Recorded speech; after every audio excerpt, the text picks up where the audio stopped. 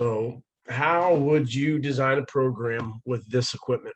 So very, very common hotel gym. This is where I'm staying here in Austin. I'm here for another day. Your clients will have very similar access, whether if it's an apartment complex or sometimes they'll just get one piece of cardio equipment. So maybe a treadmill or pre-core, that's what that is. Have some med balls right there. Weights up to 50, very common. That's what we have at our gyms. We actually get up to 70. If you look at your own, so you see these are rubber dumbbells. What do you guys think that would cost? A pair of 5, 10, 15, 20, all the way up to 50 by fives. How much do you think that cost? It's at least $3,000. For rubber? I hope not. No, I mean, really, maybe gold-plated ones, but no, not that much. Around dozen. Yeah. So Okay. Now, if you were to go metal, you'd be looking at less than $500. Rubber between 700 to 800, and if you buy it in bulk, then you'll get even more of a discount. So for all of our gyms, we went from 5 to 50, and we would get them for like $650, and then we would buy other equipment too, so it'd just knock it down. But you can get a set up to 50s for less than $1,000. I guess I'm just thinking about the COVID resale value. Yeah, that's true. Well, At the beginning, it was crazy trying to get a set of dumbbells. It was insane. Yeah, so that'll be interesting to see. I am referencing the wholesaling aspect of companies that I went to. And so it definitely could have changed in the last 18 months. I just sent some weights to a client though, and she was able to find some spots, but definitely there has been an increase in some of those spots. And then another thing is you'll see,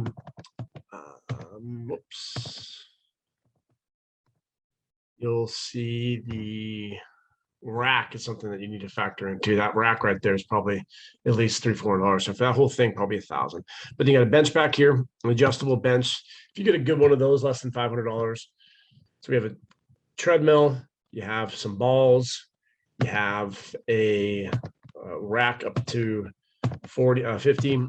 So let's go ahead and design a program for one of your clients. We get a lot of questions about, I just got one yesterday, and where was that? That was on YouTube, and someone was asking, I have a 35-year-old client who's overweight.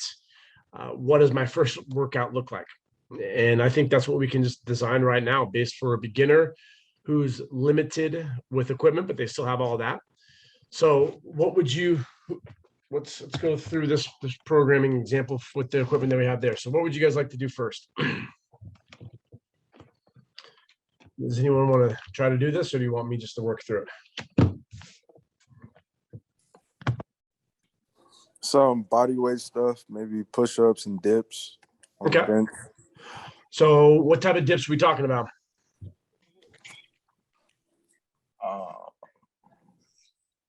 Could do dips on the adjustable bench that you showed us in the video. Okay, so what do you want them to do? Like, you mean dips behind? Yes. Okay, so let's. But actually, when you're talking about beginning, you are talking about someone who is totally unconditioned and never has worked out or has okay. Because you think about a beginner, a person that probably has not been working out in a while and is going back, or someone who never has worked out in his life or her life. So I don't think we should keep in mind that type of differentiation. Yeah, I mean, even though someone's never worked out before, we need to make sure that they can move properly, obviously. But we're going to be able to do all the same patterns of movement. Okay. We'll just have to regress them. So I want to first take a look about dips. Yeah, that's why I'm saying body weight stuff first, because it's regress the progress, because they got to be able to move their own body weight first. Okay, that is definitely suggestive. We'll take a closer look at that here in a second. But when we come to dips, be careful because of the glenohumeral joint. And optimal extension is going to be 70 degrees. So Arnold right here is at what degree angle? Nice 45 for the. No. 90 degrees, yeah. So 90 degrees. Yeah. So he's 20 degrees past optimal range of motion. You can just see his facial expression. It looks like it hurts. Versus here, you look at his torso, And if you were, so his body upright, his angle would be about there, which will be maybe 60 degrees, maybe 70. So bar dips are fine. Bench dips are terrible. That's one exercise that we should not be doing because of, we don't know what type of acromial hook he has. And that's what we addressed earlier with right here. So you can see that if it's a 1, you're going to have more space. If you have a 3, you're going to have less space. So bench dips are one exercise that we should not be doing because of the potential harm to that joint. So we want to be careful with those. Now, with this equipment, when it comes to designing a program, I will design what I would do with her.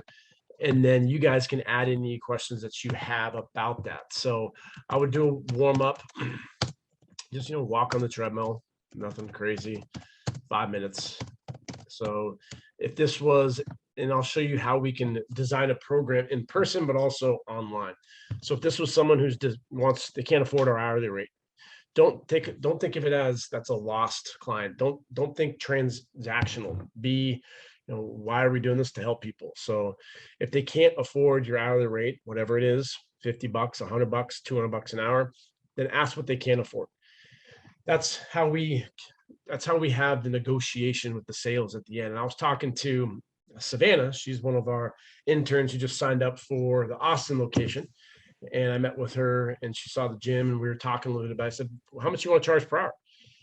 And she's like, oh, that's a tough one. Oh, I'm not sure. And blah, blah, blah. I said, we got to know that number already. So whatever number you're at, I tell people to double it. So she's like, $50, $60. I said, great, start at 100. That's where I want you to tell people what you're worth and then get comfortable with the negotiations, because it's always going to be some type of negotiation process, especially if you're outside of a gym. Now, if you're Carlos, who's been posting in the Facebook group, and he's a trainer at Equinox and doing great, and it's kind of cool to see his story and his transition and progressions from 0 clients to 2 clients. And it's really neat to see what that looks like. But he can't negotiate. That's not in his deck of cards because they give you a set amount. It's 1 session, 12 session, 24, no ifs, ands, or buts. I think it's 108, 106, 101. Those are the prices you have to charge. So I encourage you guys and girls to start 50% to 100% more what you're capable of, or what you think you're capable of. And so then let's pretend like this client says, it's too expensive, I can't afford that. It's okay, what can you afford? And they say $250 per month. So great. So if I can design a program, $250 per month, would you sign up with me? And of course, if they've already committed to $250, they will. And so then this would be a program I would write for her by herself. So you'd walk for 5 minutes. Where if I was training, I wouldn't have her walk for 5 minutes unless you had access to the treadmill. You can just say, get to the gym 10 minutes early and walk. That's something I do in the corporate structure. When I was there, I would always tell my clients, the session starts 15 minutes early. You need to get there and walk on the treadmill. And I would be very strict about that because I wanted them to work on getting their steps in. And if you came exactly at 9 o'clock, then we would start walking on the treadmill for 15 minutes, because this is what we're going to do for your goals that you told me, A, B, C, and D. So you come up with your own system that you like for a warm-up. So warm up for 5 minutes by yourself, 5. And then if I was there, it would be, a little bit of a trainer engagement. So some things that I like to do trainer engagement wise, just put your hands straight out. So I'm going to tap over, push back, pull down, come up. I'll put your hands here. I'll do the same thing. So I'll press the top one, push down the bottom one. I'll walk around and I'll push here. I'll push the right shoulder, and I'm not pushing hard. It's just, here's the body, and I'm just pushing like this, and I'm going to give an equal pressure. And so then we're just going to get the core, transverse plane, anti-rotational things ready to go. Have her get down into a 1/5 of a squat, hold that, do the same thing, maybe 2 or 3 minutes, do a plank variation. I like to do protractions when I plank. So here's my plank. I'll go here, back. So that's just going to get the scapulothoracic joint ready. Go through those 9 checkpoints: ankle, knee, hip, lumbar, thoracic, cervical, shoulder, elbow, wrist, those 9 spots, just to get them ready for the workout. And then I would go into the first circuit.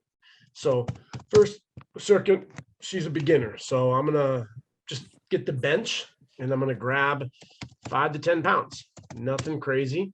And we're going to do a goblet squat. 12 reps, first set. I'll probably do something like a 12, 10, 10. I like doing 12, 10, 10. That's just my little preference. You can do 15, 12, 10. You can do whatever suits your fancy, but that's the rep scheme I typically do. Each set we will go up. I like to do goblets with your hands straight out. I find that it really cleans up the form. So it would be a modified goblet variation, and the weight is really light. And the further away you put the weight from the body, the more your erectors have to fire, and that's just going to keep the body really upright. And as you find with beginning movers, they typically will lead with their knees. They go to their toes. They have a hard time with the squat pattern. And I've just found that exercise just really cleans it up. And the weight's light enough to not be too crazy for the upper body strength or limitations. So I'll do that, and then I'll go right into a push-up. This would be, so we have a squat pattern there and then a push pattern. And then I'll do planks. And this is pretty much, doesn't matter if I have access to machines, if I have access to a TRX, this is the patterns that I will go off of. I'll do for someone who's trying to lose weight and they maybe want to focus more on the glutes, I'll do lower body patterns. For someone who wants to lose weight and put some size on, but also tone up the upper body dudes, I'll just switch the pattern to an upper body one. So I'll push or pull. And so then I'll do this for 15 to 30 seconds. And then I'll rest for anywhere from 1 to 3 minutes. And that's on them. When they feel ready to go, get after it. The weight is light already, and we're focusing on what's called movement competency. So we want the patterns just to be good. We want nice form. Doesn't need to be perfect. I don't strive for perfection. I strive for progressions. So the next set, I'll go up 5 or 10 pounds. Push-ups, I'm doing on a bench, and I'll probably do those 3 to 5 reps. Now, if I'm there with her, I will get a band. And these are just things that you can carry with you. Maybe this is a client and they have this an apartment complex, and they reach out to you and they want you to train them there. There's a lot of opportunities to do that, whatever city you're in. And so you can get in there and you can put some flyers in the gym and talk with the staff, whoever it is, to see if you can get some referrals from them. There's a lot of opportunities there. And so you can just get like a thicker band. Don't get the real small ones that you do for like band pull-aparts. Get one, maybe like 20, 25 bucks. So if I was there, good. I'm sorry, I have a question regarding the gobble. They don't have that. What is the difference between using that and dumbbell in terms of being effective? How do you get more results versus gobble and dumbbell doing the same type of exercise? Or doesn't matter? Can you repeat the question? Oh, if someone doesn't have the gobble, but it has the dumbbells, does it make a difference in terms of results if someone does exercises with? Yeah, it does, because it's going to be a lot harder to optimize the tension. And so it's going to take even more work to with the dumbbell, without dumbbells. So if you don't have a resistance, an external load, it's going to be more challenging to adapt optimally. It can be with done. The gobble that you have there, because you have right now the circuit starting with the gobble squat. So you have the gobble, but the dumbbell, so the results will be the same, or is better if they will have the gobble? It's better. Okay, more resistant. Yep. Okay, thank you. Yep. So I would do that for 3 rounds. Each time we're progressively overloading. So 12 reps, and then we add weight, and then push-ups, we do 3 to 5 on the bench. If I'm there, we do band eccentrics. So they're going to come down all the way. I help them up, and then we do planks, rest, and then go again. And so when I put this to my clients, I really just communicate with them. It isn't a race. There's not one great workout. I don't want you to rest for 30 seconds and quickly go into the next set and fatigue yourself out. So by the 3rd circuit, you have no more energy and you're just gassed out, and then you have to stop. So if we're going to do 3 circuits and you have short rest periods here and you can barely get through the second one, we're defeating the purpose of it. So rest until you're ready to go. And it's not like you're a bad person if it takes 3 minutes. That's okay. I want you to be fully recovered so we can get back after it. It's about optimizing the movement within each circuit. And this is where classes can kind of throw a wrench in the equation because they train you short rest is better. You even have bodybuilders that will say things like short rest period for bigger arms. And that's just not the case. We need to get away from the misconception that short rest is better. And that's just going to play in also to the mentality today that we don't have enough time. So I want to get through this as fast as possible. Now, if you are conditioned and you wanted to rest a minute, that's fine. What I do not want is the force of the movement to be compromised. So for a beginner, it's not as detrimental, but let's take, for example, us. And let's say that Taylor can do a 50-pound goblet and he can do 12 reps. Or if he can then do 15 push-ups, not to offend you, Taylor, but let's just say he can do 15 and then he can do 30 seconds on a plank. If he rests 30 seconds and he gets back into the goblets and he can no longer do 50 pounds because he's still fatigued, he has to go down to 40. That's what I don't want. We compromise force. Why? Because it's harder. Harder isn't always better. You could just do a big ass circuit and never rest, and that's going to be 10 times harder than any workout. You take a bro workout, bench press into push-ups, into chest flies, into more push-ups, into more push-ups, into chest flies, into dips. That's way harder than doing a set of bench and resting 5 minutes. It doesn't mean it's better though. We got to look at the ultimate goal. So I like doing an upper lower body pattern. So the legs are resting here when I'm doing a push. And then when I'm doing some planks, my chest is resting, as are my legs. Do that for 3 rounds, and then we're going to go into the next one. So with the equipment that we have, we can do a bridge pattern or hinge pattern, or a unilateral pattern next. So we can do a step up on that bench. And I would probably use 5 to 10 pounds, nothing crazy. And then what could we do for a back exercise with the stuff that we had?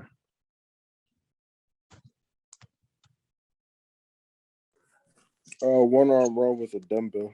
Good. Dumbbell row. And you choose neutral grip, pronated grip, up to you. And so let's say she's beginning, so 10 pounds. So step ups. I like to do 8 to 10 per leg. I don't do a lot of reps for step ups because we have to do double. So if you're doing 15 on the left and 15 on the right, that's really fatiguing. I usually start out with 8 the first round per leg because it's 16 total reps. Then I'll go into dumbbell rows and we'll do that for 12 to 15 reps. And then we'll go into some bicycle exercise, bicycle kicks. And we just did a post on this, looking at some ways that you could add some value as a trainer. So here's one of the interns in, this is Chris and Aaron in San Diego. Add some value as the trainer. So have them go slower, do some red light, green light. This would be something I would do if I was there. If I wasn't there, then I would just have them do super slow variations. Do 5 seconds to your right elbow, left knee, 5 seconds back, and maybe do 3 or 4 reps. Just remember that your clients respect decisiveness. So if you write here, like do like 10 to 15 reps, they don't know. So you got to be very specific. So I'm giving this as an example for you guys. If I were to be writing this program for them, I would say I'll go to 8 and then 10 and then 12. So that would say this is 8 reps for the first set, 10 for the second, and then 12 reps for the third one. And I'd be specific with the weight. So I'd say 10 pounds the first one, 15 the second one, the third one. I would do this. Sorry, in that circuit you are combining the hinge pattern with the pull push pattern because of. So this is a unilateral pattern, a step up. So it's just going to be one late. So next we're going to get into a hinge pattern, which will be what type of hinge pattern could we do with the equipment that we have now? It's going to be a little more challenging. I would probably start easy with a bridge. Bridge, yeah. Just because if I'm there, I'll do an RDL. I was about to say you can do an RDL too, right? Yep, definitely. If I'm there, but if it's a beginner, I don't like doing RDLs just because it's a hard pattern to really master. And so I want them to start regressed, do the bridge, and then I'll progress them into the second and third weeks. I want them to film it. I would probably film it first. I'd have like a little tutorial, and that's the value of having your own YouTube channel. So you can have so you have 20 tutorials that you can send out to your clients. That's how you get. So let's take a look at our YouTube real quick. That's how you can get paid, essentially, because you can get views on it. So if you look at here, hey, what do you mean sign out? You can kind of see back here. So how many subscribers we have. This video that I posted on Friday already has 209 views. The average length is 8 minutes, impressions. So this is all the analytics that you can analyze, but you can have a playlist over here and you could label it beginner's playlist. And they go to that playlist and they have a hinge, a squat, a push up, a pull up. You have 20 different videos on there that are all between 1 to 2 minutes. And then you send that to your client, and it's just going to help them understand the proper way. So then here, if this is the program, if you felt you want to do an RDL, that's fine. You can put it like this, just put RDL tutorial. Chris, will you usually do RDLs with beginner clients if you're there in person? Yeah, I actually like doing the landmine because it's kind of dummy proof, because you have to hinge back. If you come forward with your knees, it just doesn't work.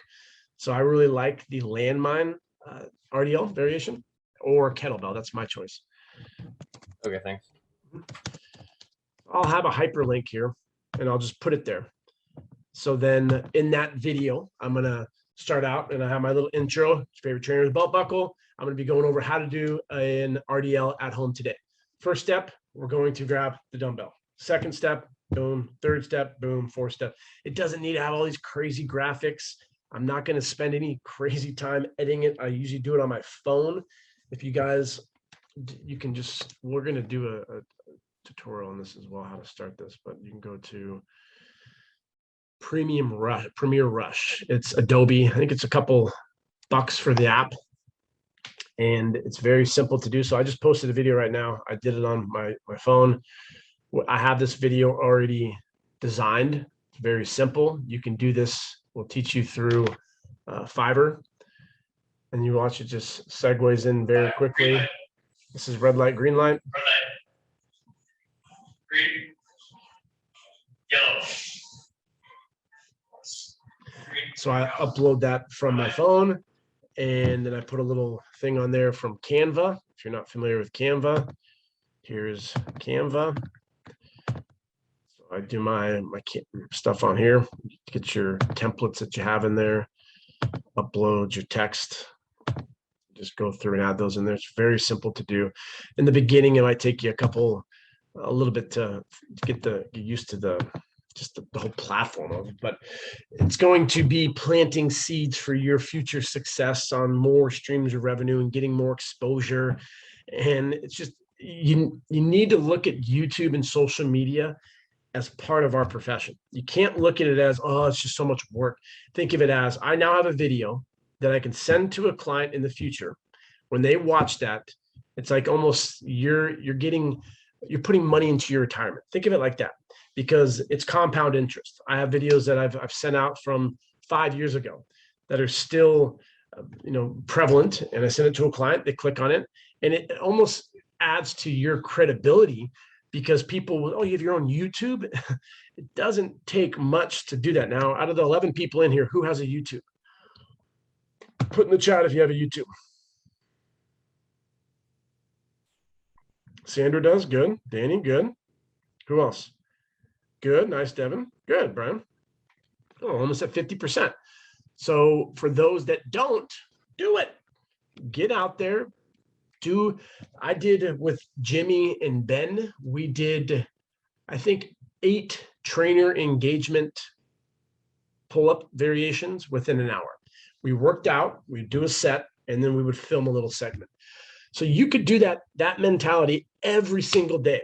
Everyone in here works out. You go to the gym, you do your workout, you film a little segment, and then you spend an hour per week editing and putting them on YouTube, because you can schedule them, and you could start having a post per day go out on YouTube. Then when you design a program for a client, every single one of these is linked up. That's how you're going to be different than the average trainer. And you could add this stuff in to what Chelsea's teaching with Trainerize or True Coach, whichever one you have. Send those out there, and they can see you doing the exercise.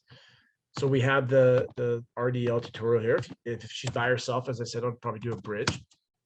And then I would put in here a couple different things. Favorite. So if this is a program that they're doing by themselves, under favorite exercise, I would have a drop-down menu of maybe 20, 30, 50 different exercises, and they could go through there and choose. So what's your favorite exercise? Maybe your client wants to work on their shoulders, biceps, triceps, whatever. Put that in there so they can choose. That makes it unique to them. If you look at all the programs today, it's an uneducated trainer who doesn't know what the fuck they're doing, and they just put random exercises, they send it off, and they never talk to the person again. So this is where you can have fun. So they do a cardio, and then you have a game and IG post. And so you can maybe have a thing that says click here, and you can do this on YouTube, or you can say, text me, put your number in there. And so every day in your story, you can have an IG post that's specific to your online clients. So on your IG story, I saw this at Equinox one time, and I thought this was a great strategy. They don't do it anymore. I don't know why, but this was probably about 5 years ago. I'd walk into the gym, and they'd say, hello, Mr. Hitchko, what time is your training appointment today? And so psychologically, what's going through my mind right now? And you have to work out at that specific time.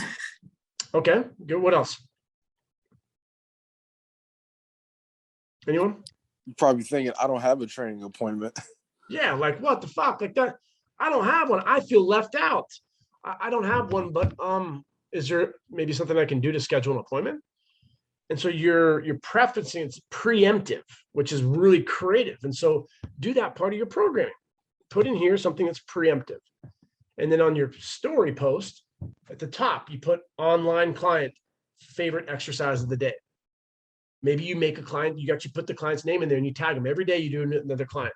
So I'm going to tag Taylor today. Taylor, and maybe I even talk in my story. Taylor, here's our fun exercise of the day. We're going to do a plank and we're going to tap here. So I'm talking to Taylor, but everyone else sees it like, oh man, I want him to talk to me. What do I need to do for you to make an exercise for me? Someone comments and says, oh, can you do a program for me? Of course. Here's my link to fill out this form. I'm taking on 5 clients right now. We have in person, I have online. Which one would you prefer? I don't live near you. Great, we can do an online one. Let's schedule a 15-minute Zoom call. I'll learn more about your background, your injuries, what you've been doing, what your goals are. This is all what we're looking for, the complementary aspect. And you're doing it so better than the average trainer. The average trainer has a little link in their bio. It goes to their page. You fill something out and they never talk to you. If you add that service just by talking to them for 15 minutes, you get them to sign up and you have different options already ready to go. We have just a program, $99. I send it to you, no engagement. We have engagement where we check in like this once a week and it's $2.99. Then we have accountability, which is $5.99. Every single day I reach out to you. We do a 30-minute Zoom call once per week. You send me your form videos every single day. So you get a lot more engagement. Which one fits your budget? And then they choose, just like when you go to a restaurant, your clients go, 99. Say, great, I'll send it to you in 48 hours. They go, well, I want the $5.99, but I can't really afford it. Okay, so how could we make this work within your budget? I could afford $3.99 right now. Okay, so if I were to get you this program, which is normally $5.99 for $3.99, would you commit? And they say, yes, I would. Okay, here's what I'm willing to do. I normally don't do this, but I'm going to do it just for you because I really like you and I want to help you. For $3.99, I will do this, but you need to post in your story every single day. The moment that you don't post in your story, the terms are now lost and you go back down to a $99 one. So I'm not going to help you anymore. So it's on your client. You're going to get free marketing. They're going to post for you. You got accountability. So then you're almost doubling down on that person for the $3.99. This is the stuff. So if you look at what we just did right now, We provided a workout with limited equipment. We have someone who has access to a hotel gym, 5s to 50s. You can use the cardio stuff if you like to. Maybe you put here and you just go C, 30 minutes of cardio. If you wanted to, up to, or it wouldn't really be a C, it'd be more of a 4. Or give them that option. So however many steps they're doing, you can just ask them, look at your phone and have them send you a little report. What'd you do last month?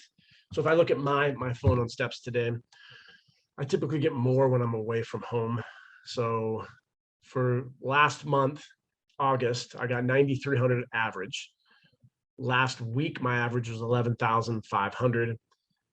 The last couple of days, like 15,000, 17,000. So I would look at those numbers and then I would just add 20, 30, 40, 50%, whatever you feel is appropriate. And let your client have, say, all right, so last month you did 9,500. What do you want our goal to be for this next month? Maybe they put a really great challenge. I saw somebody do 20,000.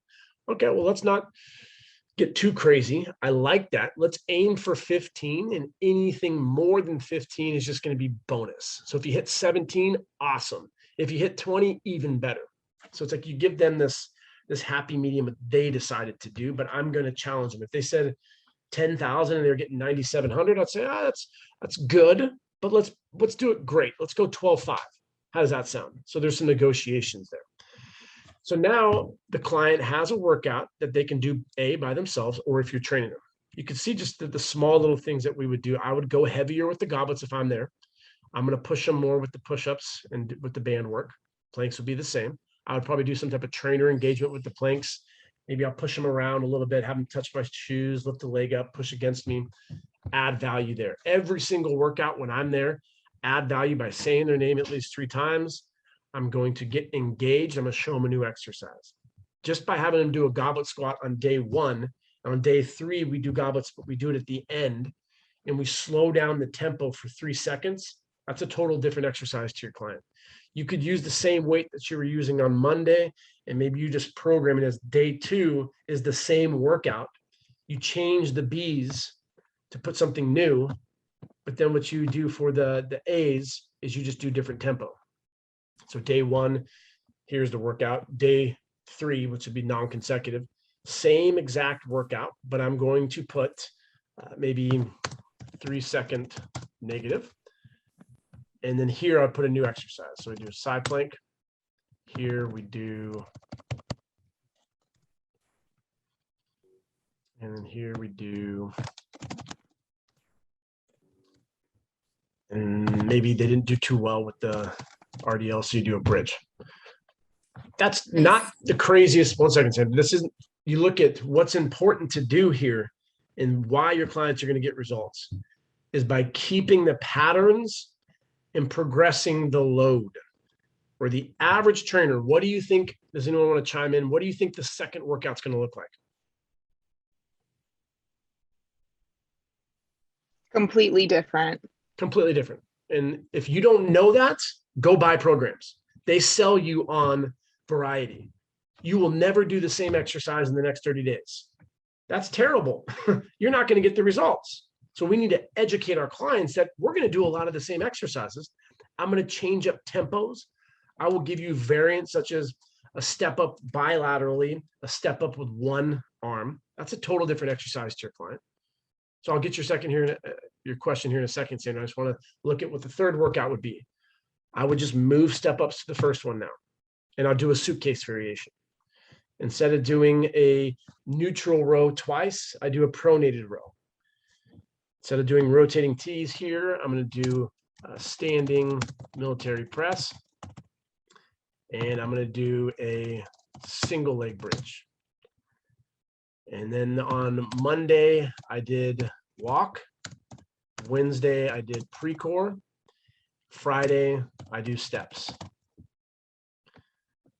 Going to keep all of this the same. Maybe instead of push-ups on the third day, we'll take this out and I'll do incline dumbbells. And I'll do that for 12, 10, 10. And do crunches. So the workout is, if you wanted to, you could do like just for your own sake, if you wanted to because I know how we can get, you can change those two. The A's right here because they're upper body. In your client's mind, you designed a week program that they can do at their hotel, at their gym, at wherever. And we didn't get crazy with all these new exercises. We kept it simple. We regressed for the individual. Now, I like to do programs week to week. That's how I'm different. I don't like to design a whole month. I think it's a waste of time personally, because you did a whole month of programming and your client responds back, the incline dumbbells didn't work for me. The step ups irritated my knee. So I just do that week, and this would be 3 times a week. If my client wanted to do 4, I would just do upper, lower, upper, lower. I would change small little variables there. That's why I like for them to send me their videos. And so another thing you could do is highlight these, and you just color code it. So if in an Excel document, blue means send to me. So then at each day when they're done, they send me 5 to 7 videos. I check out their form. I say, great. Next time we do this on Monday, I want you to go heavier. That's how you get engaged. So now we can I can answer any questions. Go ahead. Thank you. I have a question. So just to clarify, because it's the second class I'm taking with you about programming. So each circuit, you do the 3 rounds for each circuit, and then you move to the next one, correct? Correct. Back to, okay. And now the 1 3-minute rest is between the circuit, each circuit. It's between each set. So what I'm going to do here is I'll do a set. goblet squat into an incline dumbbell, into a crunch, and then I'm going to rest 1 to 3 minutes. If I'm there, it's probably going to be closer to 90 seconds, maybe a minute. If I'm not, I'll let my client know, rest as long as you need to be able to do more. Second set, we go up in goblets, we go up in dumbbells, we do the crunches. Rest for the third one, same thing. Then when we're done, we move on, we put everything away, and we move on to this one. Set 1, Will be the rest between will be the same principle between circuit 1 and circuit 2 and then 3. Yep. Just whenever you're recovered, you go on to the next one. Okay, thank you.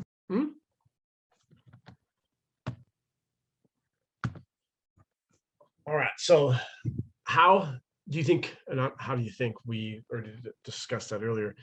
The one thing that I would change if it was a male. So we overcomplicate programming. We make it so complex. We don't need to. When you understand the fundamentals and you communicate that clearly with your clients, they're going to have questions for you. And they may say things like, I like a lot of exercises. Great. That's why we have the B's. Every single workout, you can use that in your little template. Every single workout, you will do at least 1 new exercise. So then they understand that it's not going to be the same workout every single time. There will be variance. I would change the 1, the 2, and the 3 to an upper body push, pull, and press. The A's, I would probably do the first one in isolation, because guys typically suck with cardio. And if you do the same, I think it was last week, someone was sharing, maybe it was Devin. Yeah, Devin's on here. He did a program for a dude, and it was leg, upper body, core. And how'd that work out for you, Devin? Not great. And the guy just gets a little woozy. So typically for guys, I'll do like a press, an ab, or an isolation, and then a rest. And yeah, Chris, I had him again today, and it went really, really well, because I just did we did a 1-arm dumbbell row into some tricep extensions. Then we did a bench press into some bridges, and like that sort of pattern worked a lot better for him. So 2 were better. Sorry, what? 2. So 2 exercises was better than 3. Yeah, much better. And like even the first, I mean, on the second superset, they were kind of both more compound, but on that first one, it was just the row and then tricep extension. So great. Yeah, that's what I love it. So what he did was you do a row, and then you do a triceps here. And really, this is just to see the condition state. You rest, you talk to him how we're doing, do that for 3 rounds. And then here you did your bench into, what was the multi-joint one? Bridge. So it's like you're slowly exposing him to a lower body exercise. You do that. And then what was the third one? Then we did step ups into face pulls into a payoff. He wanted to emphasize like kind of his back, so that's why I added in the face pulls. Love it. So you look at this, easy. This is multi into single. You look at this is going to be moderate, multi into multi. When I say multi, it's the joints that are working. So we got 2 joints that are working versus a chest fly is just a single joint. We want to put the single joint stuff as the accessory or more at the end. So we got 2 multis here, good. And then we have 2 multis in an ab exercise. And so now that you guys can hear firsthand from someone who's done it before, this is probably how I would do a lot of guy workouts in the beginning. And like, you don't tell them this either, like, oh, I'm going to make this workout really easy for you because you're fat and out of shape. No, you just let them know, I got a great workout for you. We're going to start with some upper body, and you just check out his movement. So when I'm there as the trainer and we're doing rows, I'm not sitting there on my phone watching him do reps. I don't have my program and I'm just counting reps and checking stuff off. I'm walking around him and 180 degrees. I'm pushing his traps down. There you go, getting the scaps off the back. I'm helping every rep.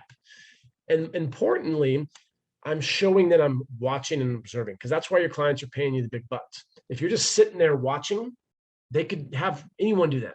So even if they have good form, still correct them. What I mean by that is, I'm not driving through my traps. I'm doing good.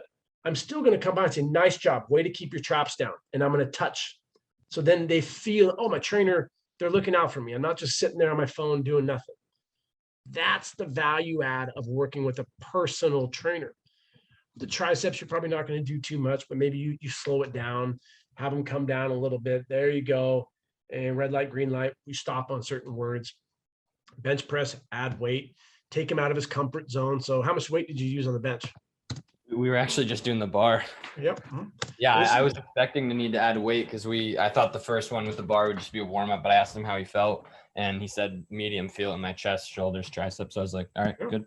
Right. And he said he's about 42, right? Yep. Yeah. So he does his set there and nice communication. You do the bridge. Maybe on the second round, you push his knees in because then he has to drive out. You have him put his toes up in the air. Maybe have him close his eyes. Maybe you have him hold isometrically for the last rep. And you come back to the bench, the last rep, you have him hold isometrically for as long as he can. Go, go, go, go, go, go, go, go, go, go, go. What's his name? Fred. Come on, Fred, that a boy. And nice, Fred, good. And then you bring it up and rack it. You go back down to the bridge, add some value, maybe red light, green light there. So then there's this constant engagement. That's what we do a lot of our posts on trainer engagement. How can you show the value? That's what's going to make your life so much easier on asking for money. Because if someone's ever worked with a trainer before, absolutely 100% certain that they don't train like that. Trainers today are puppets. They just count reps. They're not engaged and they're not very friendly. So don't compromise force either. What I mean by that is you can get lost in the whole adding value as the trainer. And I'm not saying Devin did this, but I'm saying that you could just keep it the bar the whole time for the next month. And you change those variables and we're compromising progressive overload. So the first 2 sets, add weight if you can, or, just remember there's neural efficiency. So that second set becomes easier. That's still overload, which is good. So you did a great job with that.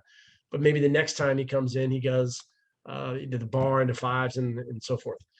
But I like how you did this so now we have the difference between a 40-year-old male who's trying to lose weight and a 35-year-old female is trying to lose weight.